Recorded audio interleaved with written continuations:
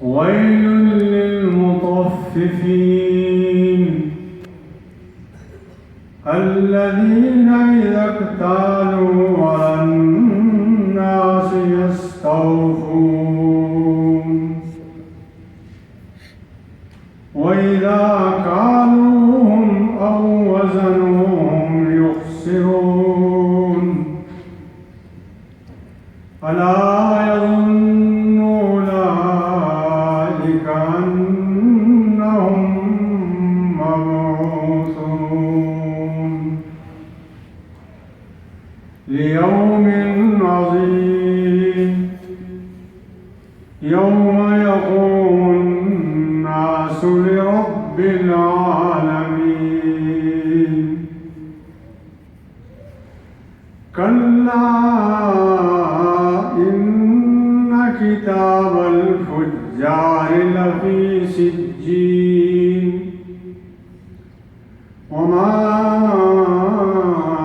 أدراك ما سجين كتاب مرقوم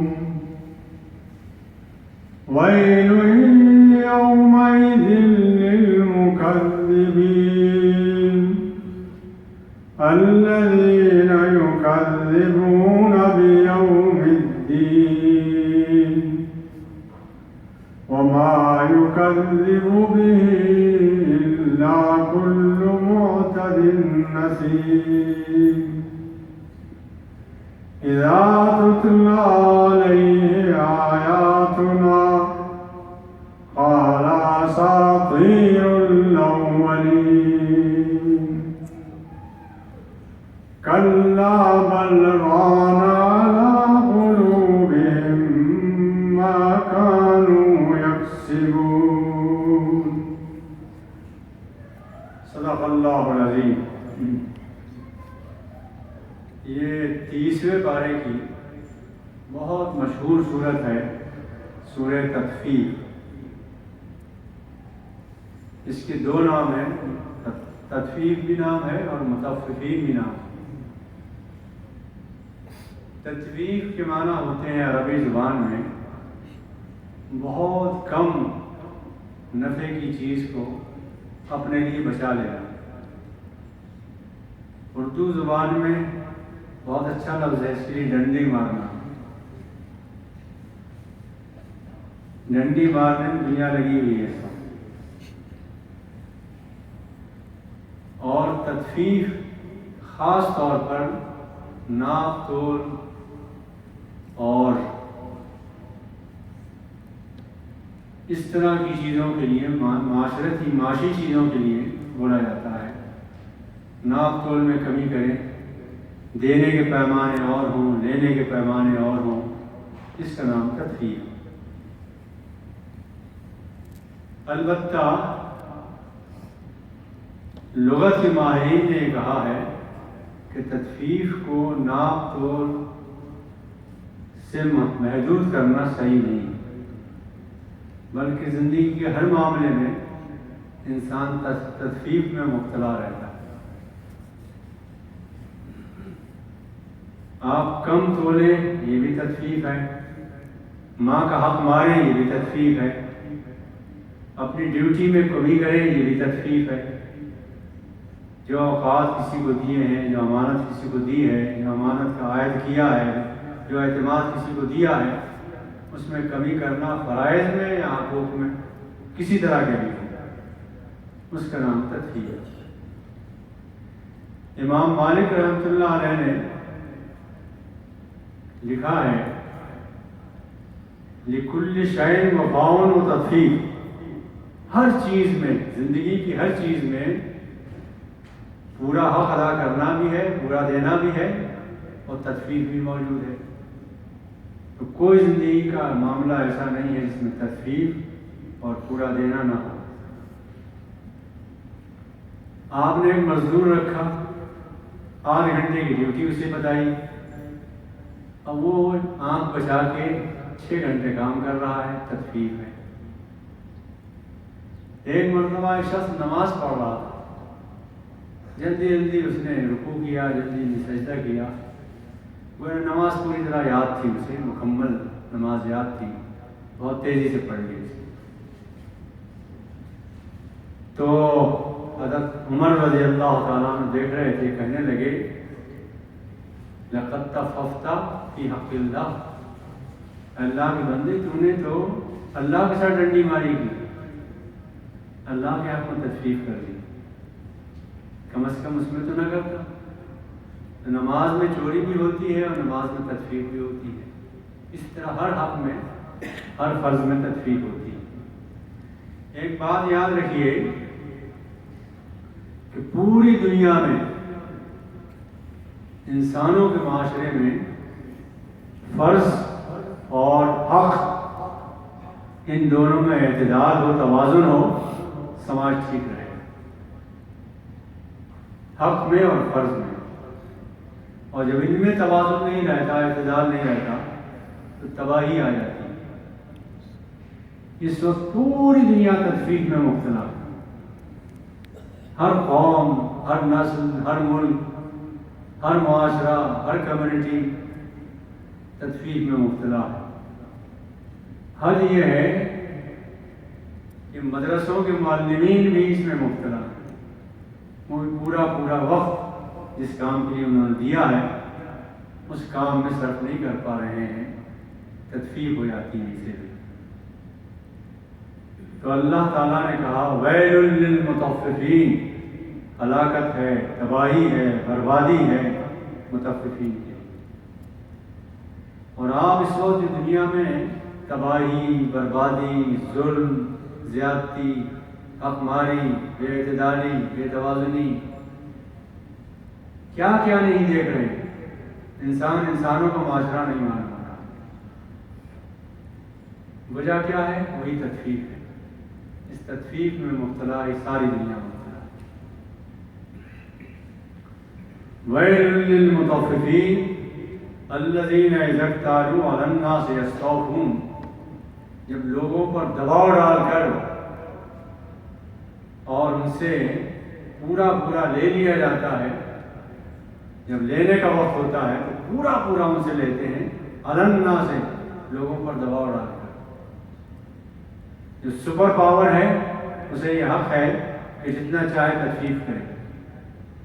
علی الناس یستوفون کے معنی یہ، جو اوپر کی پارٹی ہے، طاقتور پارٹی ہے، اقتدار میں اعلیٰ ہے، طاقت میں اعلیٰ ہے، وہ زیادتی کر کے خود جو چاہے کرے، اس کے پیمانے الگ ہیں، دوسروں کے پیمانے الگ ہیں۔ ایک شخص نے گولی چلائی، 10 آدمیوں کو مارا، اس کا نام آیا سامنے، نام آتے ہی تطفیف شروع ہو گئی۔ آپ کی پارٹی کا ہے، آپ کی قوم کا ہے، آپ کے ملک کا ہے، اس کا نام کچھ اور ہے، اس کے ساتھ معاملہ کچھ اور ہے، کسی اور پارٹی کا ہے، کسی اور ملک کا ہے، کسی اور مذہب کا ہے، اس کے ساتھ معاملہ کچھ اور ہے، پیمانے الگ ہیں۔ نام دیکھ کر اس کے بارے میں فیصلے ہوتے ہیں کہ کیا فیصلہ کرنا چاہیے اور کتنی دیر تک میڈیا میں اس کا ذکر رہنا چاہیے، اور اگر وہ اب اپنی قوم کا ہے تو 2-4 جملوں میں کہہ کر دماغ خراب تھا، ٹھیک نہیں تھا دماغ اس کا، قصہ ختم۔ اس پوری تدبیر میں پوری دنیا مبتلا ہے۔ وَإِذَا كَالُوهُمْ أَوْ وَزَنُوهُمْ يُخْسِرُونَ، اور جب دوسروں کو دیتے ہیں تو کم کر کے دیتے ہیں، کم تولتے ہیں، کم ناپتے ہیں، کم حق مانتے ہیں، دوسروں کا حق ہی نہیں مانتے۔ کمزور قوموں کا کوئی حق ہی نہیں ہے دنیا میں۔ اس وقت ہندوستان میں ایک ایسی حکومت ہے کہ جو اس تطفیف میں مبتلا ہے، پوری طرح مریض ہے اس تطفیف۔ مسلمان قوم کا آدمی اگر کوئی کچھ کرتا ہے تو اس کے ساتھ پیمانے کچھ اور ہیں، فیصلے کچھ اور ہیں۔ کسی دوسری قوم کا آدمی کچھ کرتا ہے تو اس کے ساتھ فیصلے کچھ اور ہیں، کچھ اور ارادہ ہے اس کا۔ حالانکہ تطفیف اتنی بری بیماری ہے کہ قوم تطفیف میں مبتلا تھی تاریخ میں ان کا ذکر ہے، قرآن میں بھی ذکر ہے، وہ شعیب علیہ السلام کا ہے۔ اوفوا الکیل والمیزان ولا تبخسوا الناس اشیاءهم، اللہ تعالیٰ نے انہیں ہدایت کی تھی کہ ناپ تول میں کمی نہ کرو، ناپ تول میں نہ کمی کرو، لوگوں کا حق دو تو پورا پورا دو، یہ ہدایت کی تھی اللہ تعالیٰ نے، مگر اس قوم نے اس کو نہیں مانا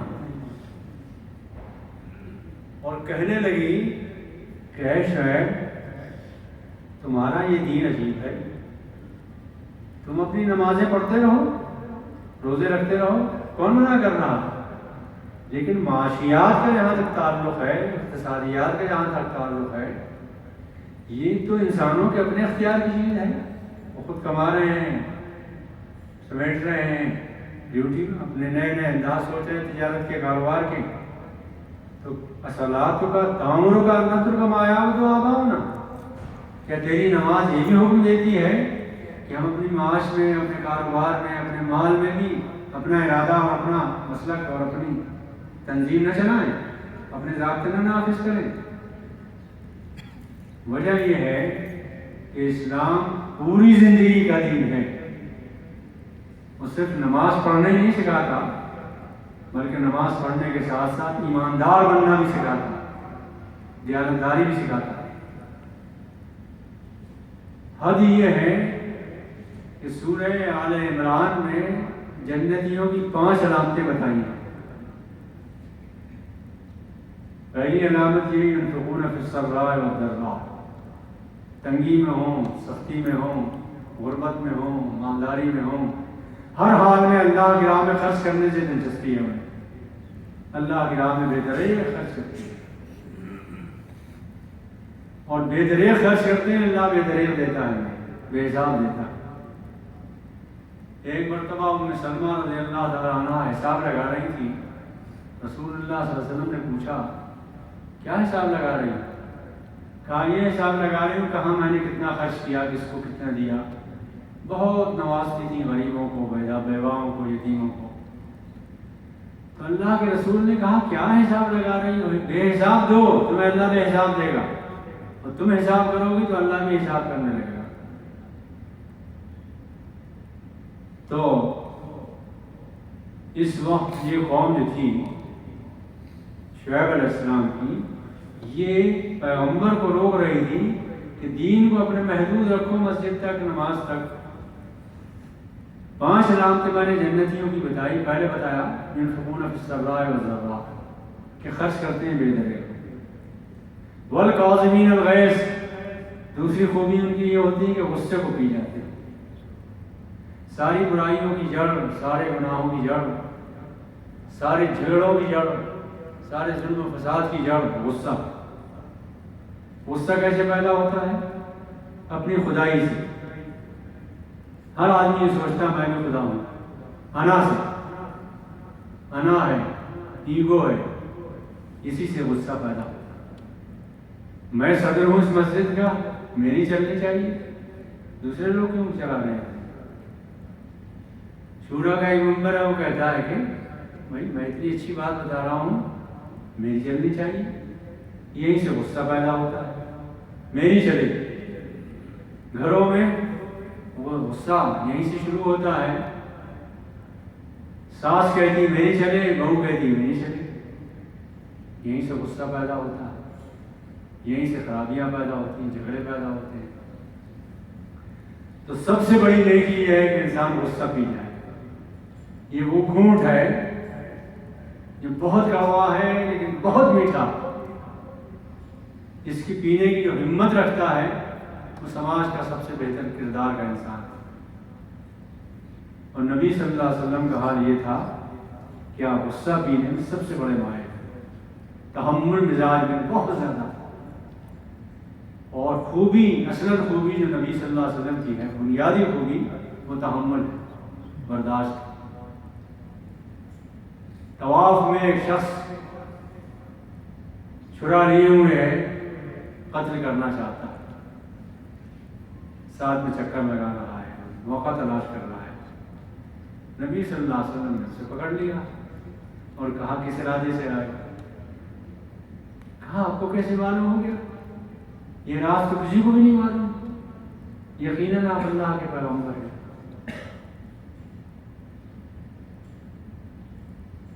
تو آپ نے اس سے کچھ نہیں کہا، کہ جاؤ تمہیں اللہ معاف کرے۔ وہ ایمان لے آیا۔ تحمل ہو تو ایمان لے آتا ہے، برداشت نہ ہو تو جھگڑے پیدا ہوتے ہیں۔ والکاظمین الغیظ، غصہ پی جانا بہت بڑی بات ہے۔ ایک بہت بڑے بزرگ گزرے ہیں ہماری تاریخ کے، ان کی کنیز ان کو غسل کرا رہی، وہ وضو کرا رہی تھی، تو وضو کا پانی جو تھا اتفاق سے ہاتھ بہک گیا اس کا، اس بزرگ کے سارا سر پر پانی گرا، وہ بھیگ گئے، بہت غصہ آیا، قریب تھا کہ وہ مار دیتے۔ تو اس کنیز نے قرآن کی آیت پڑھی والکاظمین الغیظ۔ بزرگ نے کہا مجھے غصہ تو بہت آیا تھا، لیکن تم نے مجھے قرآن کی آیت یاد دلا دی، غصہ میں نے پی لیا۔ پھر ہوشیار تھی، وہ کہنے لگی والعافین عن الناس بھی ہے آگے، لوگوں کو معاف کرو۔ تو فرمایا بزرگ نے جا میں نے تجھے معاف کیا اور آزاد کیا، کنیز کو آزاد کر دیا۔ غصہ پینے سے یہ برکتیں ملتی ہیں۔ والعافین عن الناس، لوگوں کو معاف کرو، جو معاف کرنے والے لوگ ہیں وہ جنتی ہیں۔ تیسری علامت، ایک صحابی آئے نبی صلی اللہ علیہ وسلم سے کہنے لگے یا رسول اللہ، میرے نوکر ملازم جو ہیں، کاروبار بہت بڑا ہے میرا، میرے نوکر ملازم بہت پریشان کرتے ہیں، بہت بے ایمانیاں بھی کرتے ہیں، جھوٹے کام بھی کرتے ہیں، وعدے کے خلاف کرتے ہیں، غصہ بھی آتا ہے مجھے، اور آپ کہتے ہیں معاف کرو معاف کرو، کہاں تک معاف کروں؟ تو اللہ کے رسول نے فرمایا سن لیجیے، اور یہ اللہ کا رسول ہی یہ جواب دے سکتا ہے، کوئی اور نہیں دے سکتا، کسی اور کی ہمت نہیں یہ جواب دینے کی۔ محمد صلی اللہ علیہ وسلم نے فرمایا بندے پوچھتے ہو کتنی مرتبہ معاف کروں، اتنی مرتبہ معاف کرو جتنی مرتبہ تم چاہتے ہو کہ اللہ تمہیں معاف کرے۔ انسان گناہوں میں لت پت ہوتا ہے، مگر خدا سے کیا چاہتا ہے کہ اللہ معاف کر، اللہ معاف کر۔ جب اللہ سے معافی چاہتا ہے تو ہمت کر معاف کرنے کی بھی، جو اللہ سے چاہتا ہے خود بھی تو کر، کچھ دکھاؤ، خود بھی کر کے دکھاؤ۔ واللہ یحب المحسنین، چوتھی علامت یہ ہے جنتیوں کی کہ وہ بہت حسین ہوتے ہیں، اور حسن ان کا صرف صورت کا نہیں ہوتا، صورت کا بھی ہوتا ہے، کردار کا حسن ہوتا ہے۔ حسن صورت چند روزہ، حسن سیرت مستقل، اس سے خوش ہوتی ہیں آنکھیں، اس سے خوش ہوتا ہے دل، دل جس حسن سے خوش ہوتا ہے وہ کردار کا حسن۔ یہ صبح شام اپنے آپ کو حسین بنانے میں لگے رہتے ہیں، حسن میں اپنی افزائش کرتے رہتے ہیں، بڑے پرکشش ہوتے ہیں ان کی شخصیت میں۔ مصر میں جیل میں ایک نوجوان تھا، وقت کی ملکہ نے جیل میں بھجوا دیا اسے، کئی سال میں جیل میں رہا۔ ایک دن جیل کے کچھ ساتھی اس کے پاس آئے اور کہنے لگے انا نراک من المحسنین، اے نوجوان تم بڑے حسین ہو، بڑے دلکش ہو، تمہاری شخصیت میں بڑی دلکشی ہے، کھنچتی ہے طبیعت تمہاری ہے۔ ہم نے چھان مارا پورے جیل کو، ایسی پرکشش شخصیت نظر نہیں آئی، آپ ہمارا مسئلہ حل کر سکتے ہیں۔ مسئلہ یہ ہے کہ ہم نے خواب دیکھا ہے، کس سے پوچھنے جائیں؟ آپ ہی ہیں، حسن والے، کردار والے، آپ ہی حل کر سکتے ہیں۔ پھر انہوں نے اپنا خواب بیان کیا۔ خواب جب بیان کیا تو اس نوجوان نے یہ نہیں کہا کہ یہ جو تم کشش دیکھ رہے ہو میرے اندر، میں بہت با کمال ہوں، بہت اعلیٰ قسم کا ہوں۔ کہا میرا کوئی کمال نہیں ہے، واتبعت ملت آبائی ابراہیم و اسحاق و یعقوب، میں نے ابراہیم، اسحاق و یعقوب کے دین کو قبول کیا، اس کی برکت ہے یہ، ان کی دین کی برکت ہے۔ کاش اس امریکہ میں رہنے والے ہمارے کسی نوجوان کے پاس کمیونٹی کا کوئی امریکن آیا اور یہ کہے کہ تمہاری زندگی میں بڑی کشش ہے، میرا مسئلہ حل کرو، ہمارا تو خاندان ٹوٹ رہا ہے، خاندان کا شیرازہ بکھر رہا ہے، خاندان نہیں رہا امریکہ میں، شیرازے بکھر گئے خاندان کے۔ مومنوں کے خاندان ایسے ہوتے پرکشش کہ یہ اثر لیتے، اس سے قبول کرتے، کہتے کہ بھائی تمہیں اتنا اچھا خاندان کہاں سے مل گیا، ہمارا تو نہیں، بگڑ گیا، سب بگڑ گیا، مسئلہ بتاؤ میں۔ اور ہم جواب میں یہ کہتے ہیں کہ یہ جو کشش نظر آ رہی ہے ہمارے کردار میں، یہ ہمارا کارنامہ نہیں ہے، یہ جناب محمد صلی اللہ علیہ وسلم کا کارنامہ ہے، ان کے دین کو ہم نے اپنایا، اس کی برکت ہے۔ کاش ایسا ہونے لگے، اور جس دن ایسا ہونے لگے گا انقلاب آئے گا اس میں۔ دھیرے دھیرے آ تو رہا ہے، لیکن انشاءاللہ اور آئے گا، اور انشاءاللہ ہم ضعیف لوگ، بوڑھے لوگ جو دنیا سے جانے والے ہیں، یہ تو کچھ زیادہ نہیں کر سکے، باہر پہنچایا ہم نے بھی، لیکن آج کے نوجوان جو یہاں اٹھ رہے ہیں اور سیکھ رہے ہیں اور دین کے پہنچانے کا طریقہ بھی سیکھ رہے ہیں، انشاءاللہ یہ ہم سے اچھا کام کریں گے، اس ملک کا نقشہ بدلیں گے انشاءاللہ۔ بہت تعجب ہوتا ہے مجھے، ہندوستان میں بھی جا کے مختلف ملک شہروں میں جاتا ہوں، دورے ہوتے ہیں، میں سچ بتاتا ہوں آپ، ہندوستان کے مسلمان نوجوانوں میں اتنی سیاہ داڑیاں مجھے نہیں ملتی جتنی امریکہ کے نوجوانوں کی سیاہ داڑیاں ملتی۔ عجیب و غریب بات ہے، یہ ہجرت ہے جو اللہ تعالیٰ نے موقع دیا ہے مختلف ملکوں کا، یہ کوئی منصوبہ ہے اللہ کے منصوبے کے بغیر نہیں ہو سکتا۔ بہرحال میں بتا یہ رہا تھا کہ جنتیوں کی علامتیں بیان کی ہیں، یہ 4 علامتیں میں نے بیان کی ہیں، اس میں نماز روزے کا ذکر ہے کہ نہیں ہے نا؟ تو کیا نماز روزے کے بغیر چلے جائیں گے جنت میں؟ سوچنے کی بات ہے۔ بات اصل یہ ہے کہ جب مسلمان ہے بندہ تو روزہ نماز تو کرے گا ہی، لیکن روزے نماز نے اگر یہ کردار نہیں پیدا کیا، یہ شخصیت پیدا نہیں کی، تو روزہ نماز نہیں ہے۔ روزہ نماز تو وہ ہے جو ایسی شخصیتیں پیدا کرے کہ سماج میں وہ نظر آئیں، پرکشش نظر آئیں، لوگ دیکھیں ان کے کردار کو، سبق سیکھیں ان سے، معاملات میں وہ ٹھیک ہوں، تطبیق میں مبتلا نہ ہوں،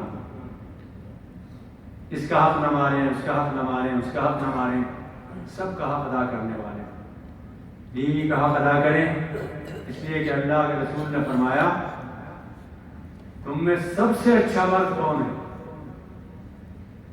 یہ نہیں فرمایا تہجد پڑھتا، فرمایا تم میں سب سے اچھا مرد وہ ہے جو اپنی بیوی کے لیے سب سے اچھا ہے، اور میں اپنی بیوی کے لیے تم سب سے زیادہ اچھا ہوں، مجھے نمونہ بناؤ۔ ایک بیٹا، سب سے اچھا بیٹا اللہ کی نظر میں مقبول بیٹا وہ ہے جو اپنی ماں کے لیے سب سے اچھا، اور جو ماں کا حق نہیں ادا کرے گا وہ اللہ کا حق نہیں ادا کر سکتا۔ اللہ کے بعد سب سے بڑا حق ماں کا ہے۔ ایک اصول یاد رکھیے، نبی صلی اللہ علیہ وسلم نے فرمایا، اصول یہ ہے زندگی کا، مردوں پر حقوق میں سب سے بڑا حق ماں کا ہے، اور عورت پر حقوق میں سب سے بڑا حق شوہر کا۔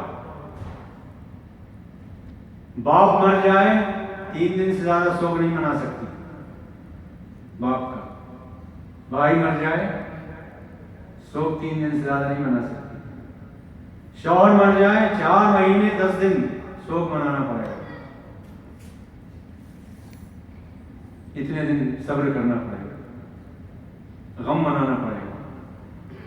اس اصول کو یاد رکھیے، خواتین بھی یاد رکھیں، مرد بھی یاد رکھیں، اس لیے کہ اس وقت سب سے بڑی کوتاہی ہو رہی ہے ہجرت کرنے والے مسلمانوں کی، وہ ماں باپ کے حقوق نہیں ادا ہو رہے، بوڑھے ماں باپ، کمزور ماں باپ پاکستان میں ہے، کراچی میں ہے، لاہور میں ہے، دہلی میں ہے، کہیں ہے، یہ اپنی بیوی کے ساتھ، بچوں کے ساتھ رنگ رلیاں منا رہا ہے، خوشیاں منا رہا ہے، ٹھیک ہے، لیکن ماں کا جو حق تھا وہ ادا نہیں ہوا، باپ کا جو حق تھا وہ ادا نہیں ہوا، اس لیے کہ ان کے ساتھ رہ کر ان کی خدمت کرنی تھی نا۔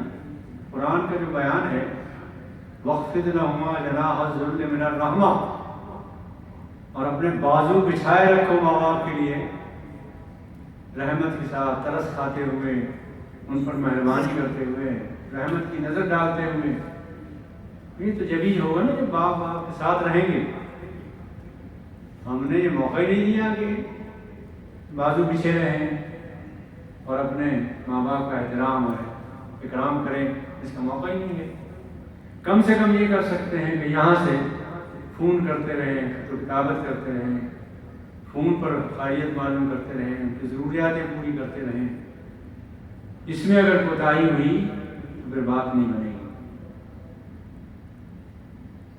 اللہ تعالیٰ توفیق ہمیں دے کہ ہم یہ حقوق ادا کر سکیں اور کردار اپنا بنا سکیں۔ الا یظن اولئک انہم مبعوثون، کیا انہیں یہ یقین نہیں ہے کہ ایک دن وہ اٹھائے جائیں گے؟ لیوم عظیم، وہ بہت بڑا دن ہوگا۔ آدم علیہ السلام سے لے کر آخری انسان تک تمام انسان ایک میدان میں جمع ہوں گے، ایک زمین پر جمع ہوں گے۔ ہر ایک منتظر ہوگا کہ اب مجھے حساب دینا ہے زندگی کا، اپنی زندگی کا حساب ہر ایک دے گا۔ یوم یقوم الناس لرب العالمین، جبکہ سارے انسان رب العالمین کے حضور کھڑے ہوں گے، لرز رہے ہوں گے، کانپ رہے ہوں گے، ہر ایک کو اپنی نفسی نفسی پڑی ہوگی۔ یوم اذن شانین اغنی، اپنا اپنا برا حال ہوگا ایک کا۔ نبی صلی اللہ علیہ وسلم نے فرمایا کہ قبروں سے اٹھیں گے، پیروں میں جوتا نہیں ہوگا، بدن پر لباس نہیں ہوگا، ننگے پیر ننگے بدن میدان حشر کی طرف بھاگ رہے ہیں۔ عائشہ صدیقہ رضی اللہ تعالیٰ عنہ نے کہا یا رسول اللہ، ہم سب ننگے ہوں گے تو ایک دوسرے کی شرمگاہ نظر آئے گی؟ فرمایا عائشہ، کس کو ہوش ہوگا کسی کو؟ یوم شانی ہوگی، اپنی اپنی فکر پڑی ہوگی، ہر کسی کی فکر کسی کو نہیں، بہت سخت دن ہوگا۔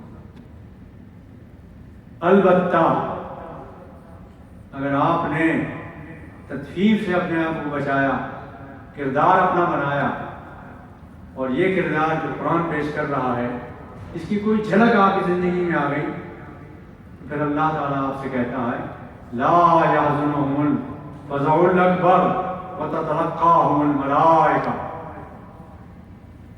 یہ دن بہت سخت ہوگا، بے شک بہت سخت ہوگا، لیکن یہ فزع اکبر، یہ بہت بڑی اضطراب کی بات، بہت بڑی بے چینی کی بات، لا يحزن مومن کو نہیں ستائے گی، مومنوں پر سخت نہیں ہوگا۔ وَتَلَقَّاهُمُ الْمَلَائِکَةُ، فرشتے ہاتھ لیں گے، کہیں گے سلام علیکم ادخلوا الجنہ، تم پر سلامتی ہو، آؤ جنت میں۔ کاش اللہ تعالیٰ توفیق دے کہ ہم یہ کردار بنا سکیں اور تطفیف سے اپنے آپ کو بچا سکیں۔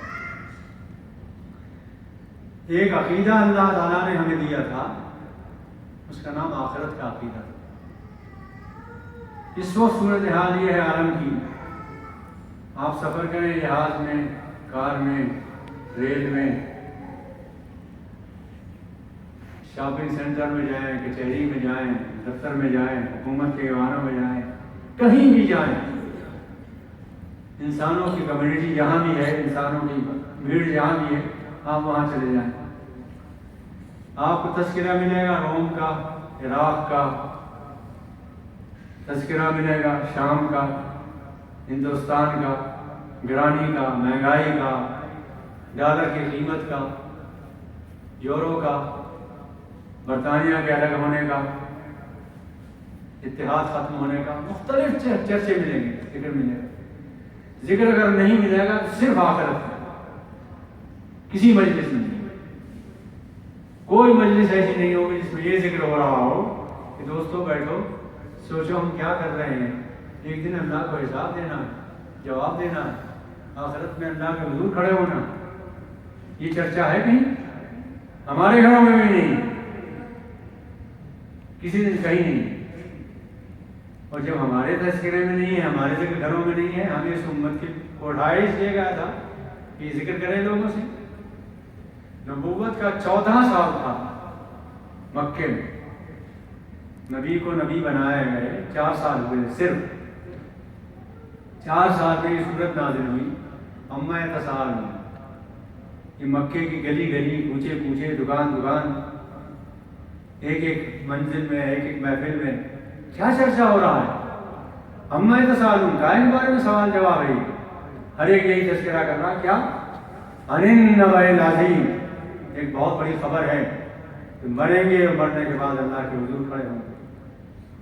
اللہ کے حضور نے، صحابہ کرام نے 4 سال میں پورے مکے میں یہ چرچا پھیلا دیا کہ مرنا ہے، مرنے کے بعد زندہ ہونا ہے، اللہ کے حضور جواب دینا ہے۔ 4 سال میں چرچا پھیلا دیا، ہزاروں سال ہو گئے ہمیں یہاں، ہم نہیں پھیلا سکے، ہم نہیں ذکر کر سکے۔ حالانکہ اس کو بنیاد بنا کر آگے بڑھنا چاہیے۔ یوم عظیم یوم یقوم الناس لرب العالمین، یہ ذکر ہمارے یہاں نہیں، یہ ہونا ہے، یہ لازمی دن ہے، ضرور آ کر رہے گا، اس لیے کہ اللہ تعالیٰ بہت رحیم ہے، رحم کرنے والا، کرم کرنے والا۔ اور رحم اور کرم کی تکمیل جب ہوتی ہے جبکہ مظلوم اور ظالم کے درمیان انصاف ہو جائے۔ ظالم اور مظلوم کے درمیان انصاف نہ ہو تو رحم کی تکمیل نہیں ہوتی۔ آپ کہیں فلاں پرنسپل جو ہے بہت رحم دل ہے بھائی، رحم دلی کی انتہا ہے۔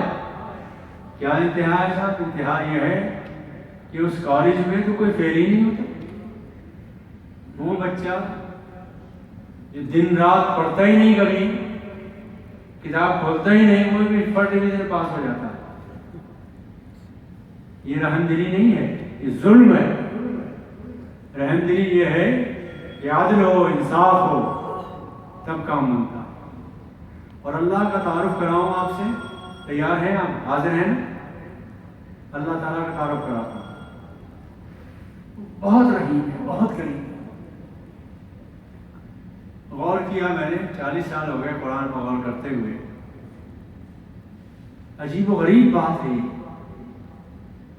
کفر کا، ظلم کا، گناہ کا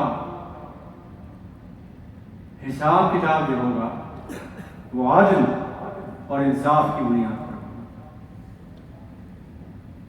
عدل اور انصاف۔ ایک گناہ کیا ہے تو کبھی 2 سزائیں نہیں ملیں گی، ایک گناہ کی ایک ہی سزا، ایک جرم کی ایک۔ من جاء بالسیئۃ فلا یجزی الا مثلھا، جس نے ایک گناہ کیا اسے ایک ہی سزا دی جائے۔